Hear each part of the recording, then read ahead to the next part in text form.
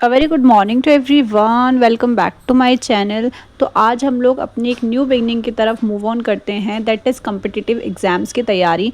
तो यहाँ पर जितने भी स्टूडेंट्स हैं जो भी किसी भी लेवल पर कम्पिटिटिव एग्ज़ाम की तैयारी कर रहे हैं, उनके लिए वीडियो बहुत ही ज़्यादा यूज़फुल होने वाली है। तो आप सभी एस्पिरेंट्स को ये वीडियो शेयर कर दो। तो जैसा कि हमें पता है कि हमारे 4 सब्जेक्ट्स मेन होते हैं, कॉमन होते हैं हर एक एग्ज़ाम के लिए। सबसे पहले हम क्वांटिटेटिव एप्टीट्यूड के सिलेबस की बात करते हैं, जो कि यहाँ पर मैथ्स से रिलेटेड होता है। जितनी भी आपके बेसिक मैथ्स है, आपने क्लास 12 तक मैथ्स पढ़ी है, नहीं भी पढ़ी है नॉट एन इशू, 10 तक तो होप सो आपने पढ़ी ही होगी फॉर श्योर। तो यहाँ पर वही सारी मैथ्स जो है वो काम आने वाली है। लॉगरिथम, जितने भी आपने 12th में लॉग वगैरह पढ़ा है, साइन कॉस थीटा वगैरह, everything which is going to come in this syllabus. Previous year के इस बुक के अंदर काफ़ी क्वेश्चंस हैं और माइंडफुल क्वेश्चंस भी हैं, तो हम इसी बुक से प्रिपरेशन करेंगे इन फर्दर क्लासेस। तो ये क्वांटिटेटिव एप्टीट्यूड का सिलेबस होने वाला है आपके हर एक कम्पिटिटिव एग्जाम्स के लिए। जो भी आप कम्पिटिटिव एग्जाम्स की प्रिपरेशन कर रहे हैं उसमें टॉपिक्स आएंगे, it is very compulsion topics, जैसे कि नंबर सिस्टम, एचसीएफ, एलसीएम, ये सब हमारे कॉमन टॉपिक्स हैं।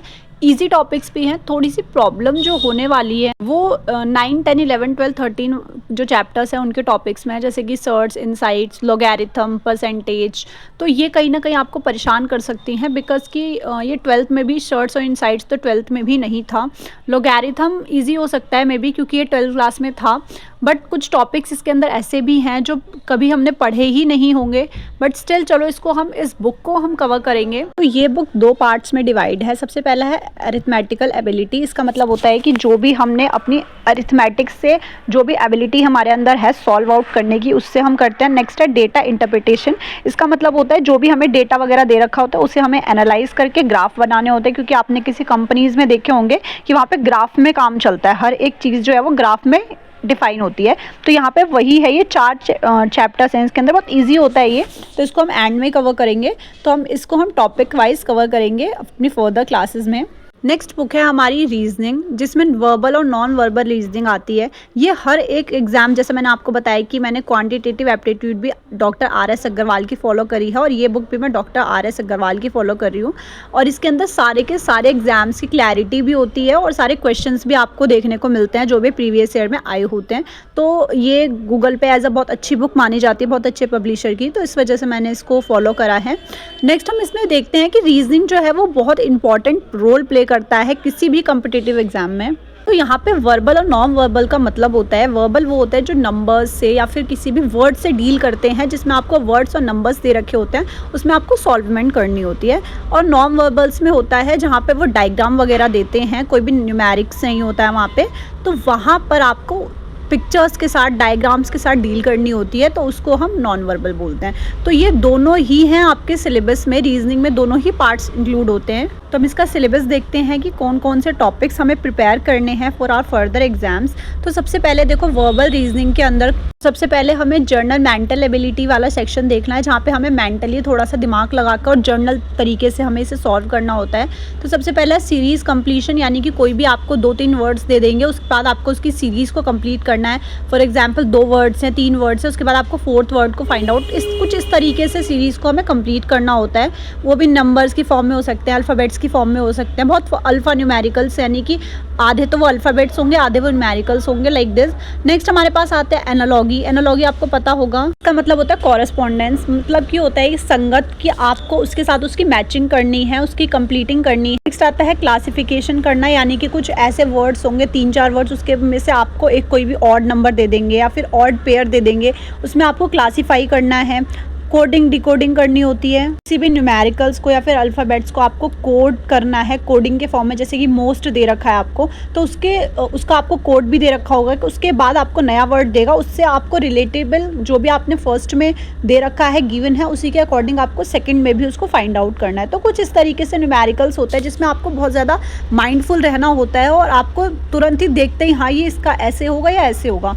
तो ये कुछ इस तरीके से काम करता है कि हम सिलेबस करते वक्त पूरा का पूरा मैं आपको क्वेश्चंस भी बताऊंगी, क्वेश्चंस भी कराऊंगी। नेक्स्ट हमारे पास ब्लड रिलेशंस, इसका मतलब होता है जो भी हमारे रिश्ते होते हैं, हमारे रिश्तेदार वगैरह, इन सबसे हमारे क्या रिलेशंस हैं, किस तरीके से बनने वाले हैं। पजल टेस्ट यानी कि कुछ भी आपको पजल देगा आपको, जिसमें आपको माइंड लगाना है, उसके बाद उसको आपको सॉल्व आउट करना है। यहाँ पे कुछ छोटे छोटे टॉपिक्स भी दे रखे हैं, Venn diagrams, direction sense and all. ये सब बहुत ज़्यादा कॉमन वाले टॉपिक्स हैं जो बहुत ही कम रेयर एग्जाम में आते हैं। एक आध क्वेश्चन आ गया, वैसे तो नहीं आता है। तो फिर हम इसको एकदम एंड में करेंगे जब हमारा पूरा का पूरा सिलेबस हो जाएगा।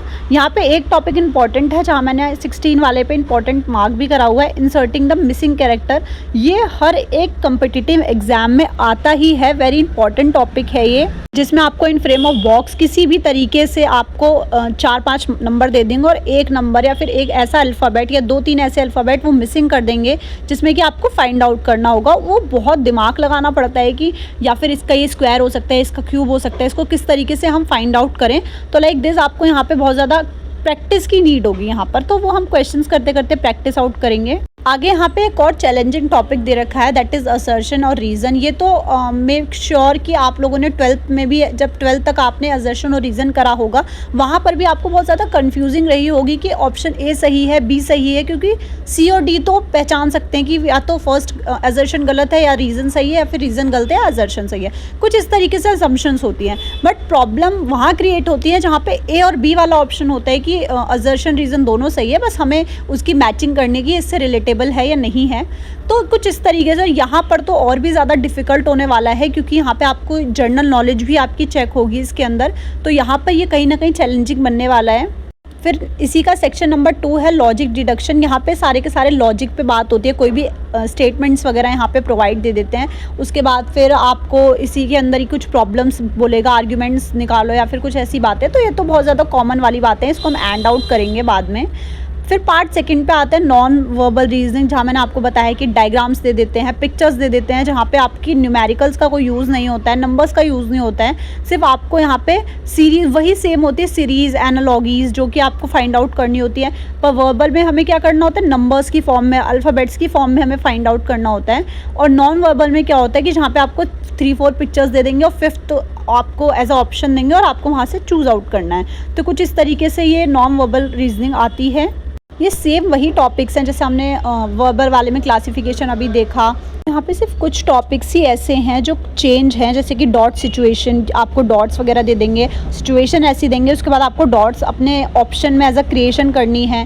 क्यूब्स है, डाइस है, जैसे कि 4-5 डाइस के डॉट्स वगैरह होते हैं, उस तरीके से क्वेश्चन पुटअप करते हैं। पेपर कटिंग की, पेपर फोल्ड कर दिया, अब 4th ऑप्शन में ये बताओ कि ये पेपर अब नेक्स्ट पेपर मतलब इसी तरीके से नेक्स्ट हम कैसे फोल्ड कर सकते हैं। लाइक दिस मैट्रिक्स आपने क्लास 12th में पढ़ी होगी, तो मैट्रिक्स के भी यहाँ पे बहुत क्वेश्चंस आते हैं जो हम करेंगे फर्दर क्लासेस में। ये वीडियो सिर्फ आपके एज अ इंट्रोडक्शन वीडियो है, पूरा सिलेबस हम डिस्कस कर रहे हैं यहाँ पे। फिर हम नेक्स्ट वीडियोज़ में हम यहाँ पे स्टार्टिंग से मैं आपको एक एक टॉपिक अच्छे से कवर करूँगी। नेक्स्ट हम आते हैं अपने इंग्लिश के सिलेबस पर, जो कि as a student point of view बहुत ज़्यादा कॉम्प्लिकेटेड मानी जाती है।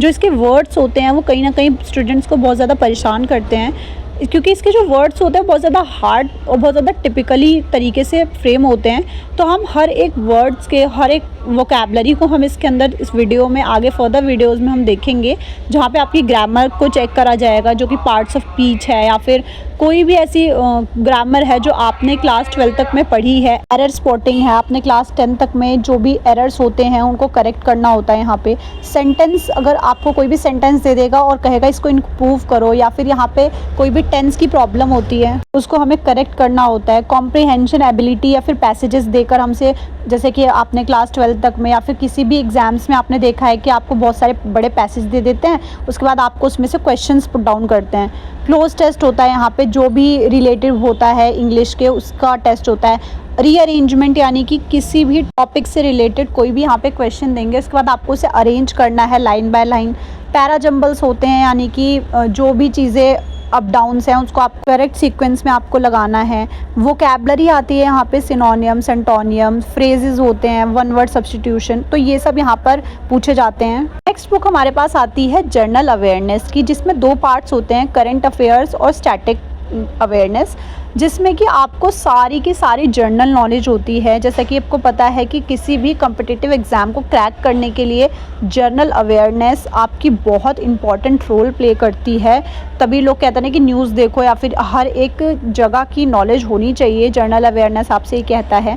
और ये hard to hard you can say 80 to 80 marks ये जो है वो लेता है, 70 टू 80 मार्क्स किसी भी गवर्नमेंट एग्ज़ाम को क्रैक करने के लिए।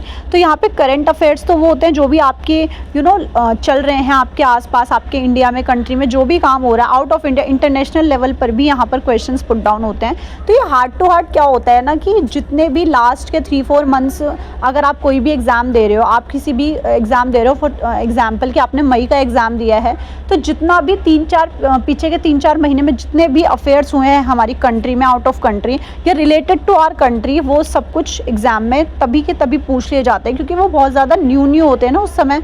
नेक्स्ट हम अगर बात करें जर्नल अवेयरनेस में करंट अफेयर्स की, तो कुछ इस तरीके से ये वाले जो टॉपिक्स हैं वो आते हैं जो कि न्यूज़ में भी आपको देखने को मिलते हैं कई बार। और कोई भी बच्चा अगर यहाँ पर बैंकिंग की प्रिपरेशन कर रहा है और मेनली तो आरबीआई ग्रेड बी ऑफिसर की, तो उसके लिए तो बहुत ज़्यादा इंपॉर्टेंट होने वाले हैं क्योंकि ये उसी का ही पीडीएफ है मेनली, तो बाकी हर एक स्टूडेंट्स के लिए है।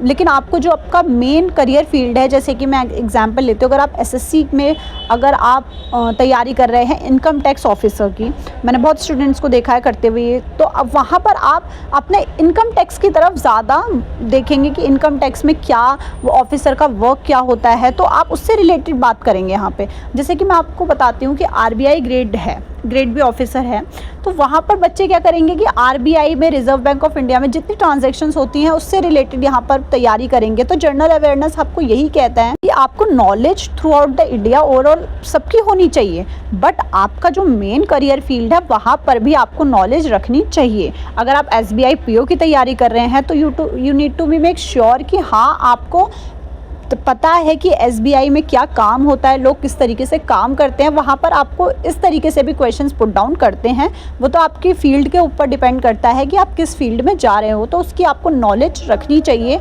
जो भी आपके करंट अफेयर्स में आता है, ये भी है कि अगर आप किसी भी मेन फील्ड की तैयारी कर रहे हो तो इसका मतलब आपको उसकी नॉलेज होनी चाहिए, उससे भी आपके क्वेश्चन जो है वो पुट डाउन होते हैं। नेक्स्ट इसका सेकेंड पार्ट है जर्नल अवेयरनेस का स्टैटिक नॉलेज। वो होती है जो भी हमारी कंट्री है वो स्टैटिक यानी कि स्टेबल होती है, वो बहुत जल्दी चेंज नहीं होता। जैसे कि चीफ मिनिस्टर, कैबिनेट मिनिस्टर, मतलब आपको अपने कंट्री में जो भी चेंजेस हो रहे हैं, जैसे कि आपका कोई नया चीफ मिनिस्टर बन रहा है, कोई भी नया प्राइम मिनिस्टर बन रहा है, कुछ भी हो रहा है चेंज, तो आपको सब कुछ वो पता होनी चाहिए। सारी की सारी कंट्रीज़ की कैपिटल्स और स्टेट की हर एक चीज़ आपको नॉलेज में होनी चाहिए। उनकी करेंसीज क्या हैं वो तो हम उसमें भी पढ़ लेंगे, आपका रीजनिंग में भी है। इंपॉर्टेंट डेट्स पता होनी चाहिए कि किस डेट पे क्या हुआ था, रिपब्लिशन किस डेट पे हुआ था, कॉन्स्टिट्यूशन कब बना था, हम आज़ाद कब हुए थे, क्या फिर हर एक चीज़ आपको यहाँ पे पता होनी चाहिए। हेडक्वार्टर्स बैंक के, अगर आप बैंकिंग की तैयारी कर रहे हैं, अगर आप किसी भी इनकम टैक्स ऑफिसर या फिर किसी भी बड़े पोस्ट की तैयारी कर रहे हैं, तो आपको उसका भी ऑर्गेनाइजेशन का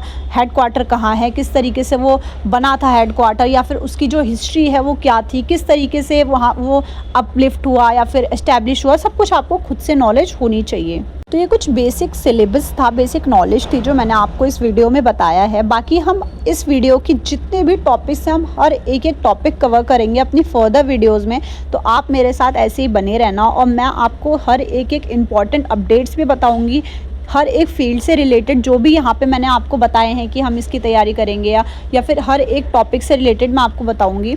और ये वीडियो उन एस्पिरेंट्स को शेयर कर दो जो भी बच्चे गवर्नमेंट एग्ज़ाम की प्रिपरेशन कर रहे हैं या फिर उनके पास हेल्पफुल मटेरियल्स के लिए जो भी आपको हेल्पफुल मटेरियल चाहिए होगा, मैं आपको इसी चैनल पर प्रोवाइड करूँगी। तो आप इस चैनल को सब्सक्राइब कर लो for more updates and detail. I hope to get clear all your competitive exam whatever you are preparing for the same.